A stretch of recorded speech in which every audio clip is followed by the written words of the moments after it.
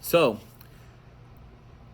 one thing that I noticed is that when my students don't remember things, I started practicing taking 5 minutes out of the day, maybe to work with them more on those vocabulary terms, two or three at a time, so that they have a little bit more time to digest them. Sometimes, most students do not remember everything all at once. They take little chunks at a time.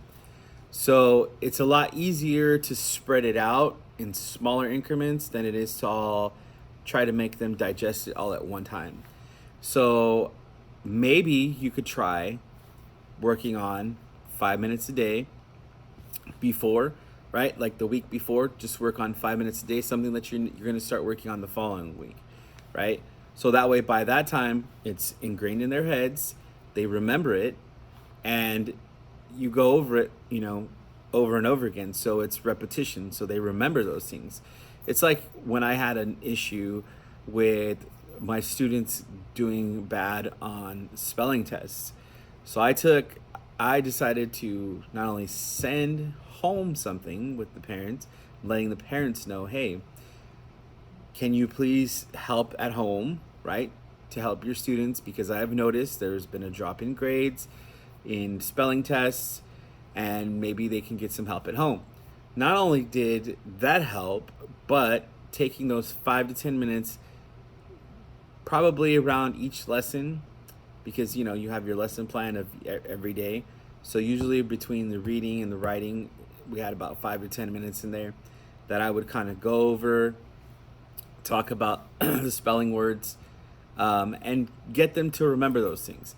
And the grades improved greatly. So just kind of repetition for me works. Maybe it might work for you, maybe it might not. But finding new things, new ways, how your students remember things and how your students might, grasp the concepts that you're trying to give to them will actually help you in the long run, to get to know your students better, to get to be able to gear those concepts to their learning style. So, but I do notice one thing, that with children, the more you repeat things to them, the more they tend to remember it.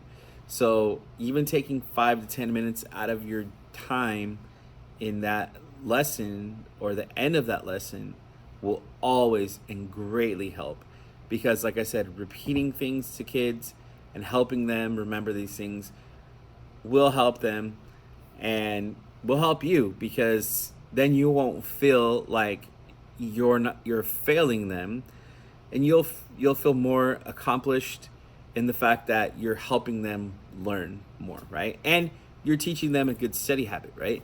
So you're teaching them that not only do I need to practice at home, but I need to practice at school too.